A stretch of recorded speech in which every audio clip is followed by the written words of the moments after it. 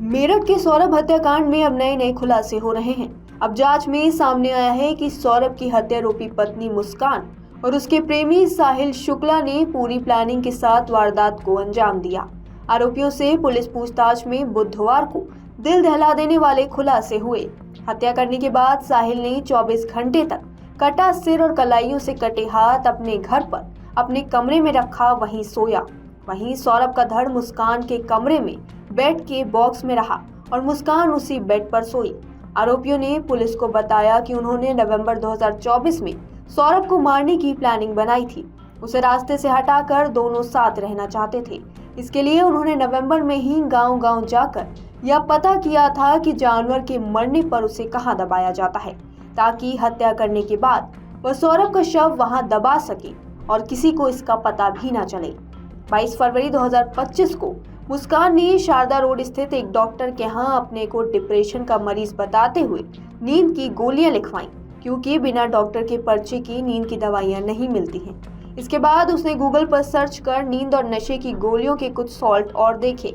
इन्हें उसने डॉक्टर के पर्चे पर खुद लिखा। वह प्रेमी के साथ खैर नगर पहुंच गई और नींद व नशे की गोलियां ली। दोनों ने शारदा रोड से मीट काटने वाले से 800 रुपए के 2 चाकू, 300 रुपए में उस्तरा और पॉली बैग खरीदे। 3 मार्च को सौरभ अपनी मां रेनू के घर से लौकी के कोफ्ते की सब्जी लाया था। उसने कोफ्ते गर्म करने के लिए मुस्कान को दिए। मुस्कान ने सब्जी में नींद की व अन्य नशीली दवाइयां मिला दी। इसके बाद सौरभ सो गया। सौरभ के सोने के बाद मुस्कान ने अपने प्रेमी साहिल को कॉल करके घर बुला लिया। साहिल घर पहुंचा और दोनों ने मिलकर चाकू से ताबड़तोड़ वार कर सौरभ की हत्या कर दी। शव को बाथरूम में ले जाकर उस्तरे से पहले उसकी गर्दन काटी। इसके बाद हाथ और कलाइयों से हाथ काटे। दोनों की योजना शव के टुकड़े टुकड़े कर पॉली बैग में भरकर अलग अलग स्थान पर फेंकने की थी। दोनों ने सौरभ के धड़ को पॉली बैग में भरकर वहीं डबल बेड के बॉक्स में रख दिया। कटा हुआ सिर और कलाइयों से कटे हाथ साहिल दूसरे बैग में रखकर अपने घर ले गया। 4 मार्च को उन्हें अपने घर कमरे में रखा, मगर उन्हें ठिकाने नहीं लगा सका। 24 घंटे तक सौरभ का सिर और हाथ साहिल के घर पर रहे। 5 मार्च को उन्होंने घंटा घर से ड्रम खरीदा और पॉली बैग के रखे धड़ को उसमें डाल दिया। कुछ देर बाद साहिल सिर और हाथ ले आया और उन्हें भी ड्रम में डाल दिया।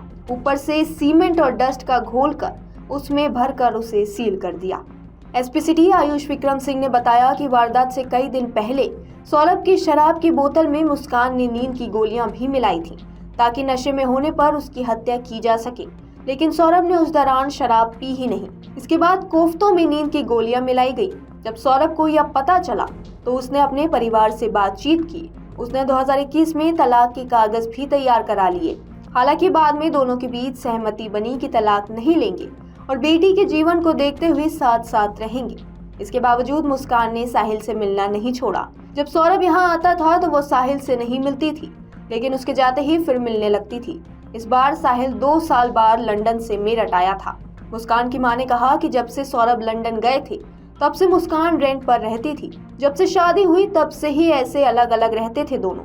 मुस्कान की ससुराल में नहीं बनी। 1 साल ससुराल में रहे। अब मुस्कान ने सौरभ को क्या पट्टी पढ़ाई वो तो यह दोनों ही जानते होंगे। मुझे यह पता है कि सौरभ इससे ब्लाइंड लव करता था। लड़की ही हमारी बदतमीज थी। मुस्कान के पिता ने कहा कि उसे फांसी होनी चाहिए। मुस्कान ने जीने का हक खो दिया है। ऐसे इंसान को जीने का हक नहीं है। सौरभ हमेशा मुस्कान का सपोर्ट करता था। मां ने कहा कि जब सौरभ लंदन जा रहा था तो हमने कहा कि मुस्कान को हमारे पास छोड़कर जाओ, लेकिन मुस्कान नहीं चाहती थी कि वे यहाँ रहे, क्योंकि मुस्कान को पता था कि माँ बाप किसी न किसी चीज के लिए रोक टोक करेंगे। मुस्कान की मां ने कहा कि सौरभ जब लंदन में थे तब मैंने कहा कि मुस्कान कमजोर हो गई है। हमको लगा कि सौरभ की याद में मुस्कान का वजन कम हो गया है। हमें नहीं पता था कि बदतमीज लड़का साहिल उसे नशा करवा रहा है। 10 किलो वजन मुस्कान का कम हो गया था। सौरभ के बड़े भाई राहुल उर्फ बबलू का भी रो रो कर बुरा हाल है। राहुल ने बताया कि सौरभ का अपनी पत्नी से काफी समय से विवाद चल रहा था। करीब 2 साल पहले भी विवाद हुआ था। उस समय तलाक के कागजात तैयार हो गए थे, लेकिन बाद में साथ रहने पर समझौता हो गया।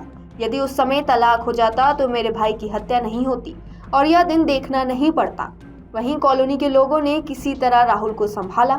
लोगों की भीड़ में भी मुस्कान और साहिल के प्रति आक्रोश स्पष्ट दिखाई दे रहा था। कॉलोनी में भी मुस्कान और साहिल के प्यार के चर्चे रहे हैं। पुलिस के मुताबिक मुस्कान और साहिल ने सौरभ के सीने में चाकू घोंपा और शव को बाथरूम में ले जाकर छुरे से उसके 15 टुकड़े किए।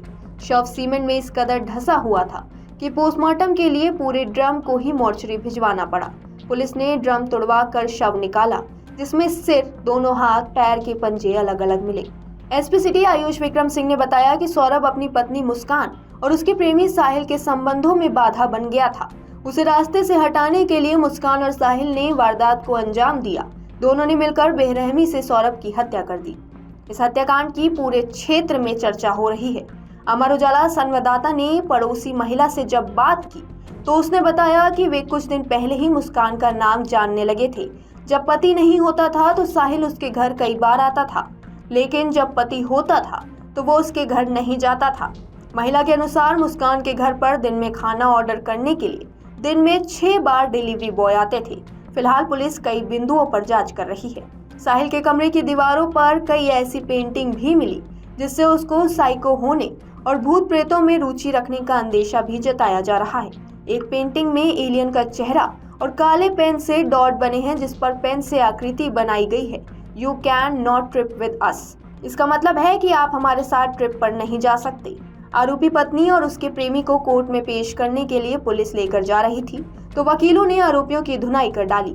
बताया गया कि पुलिस जिस वक्त कोर्ट में पेश करने के बाद आरोपियों को अदालत से बाहर लेकर जा रही थी, इसी दौरान वकीलों के एक ग्रुप ने उन्हें घेर लिया और उन पर हमला कर दिया। इस दौरान हाथापाई में वकीलों ने साहिल के कपड़े खींचे और थप्पड़ बरसाए। अगर आप ये वीडियो YouTube पर देख रहे हैं तो हमारे चैनल को सब्सक्राइब करें और बेल आइकन को दबाना ना भूलें। अगर आप Facebook पर ये वीडियो देख रहे हैं तो हमारे पेज को लाइक करें।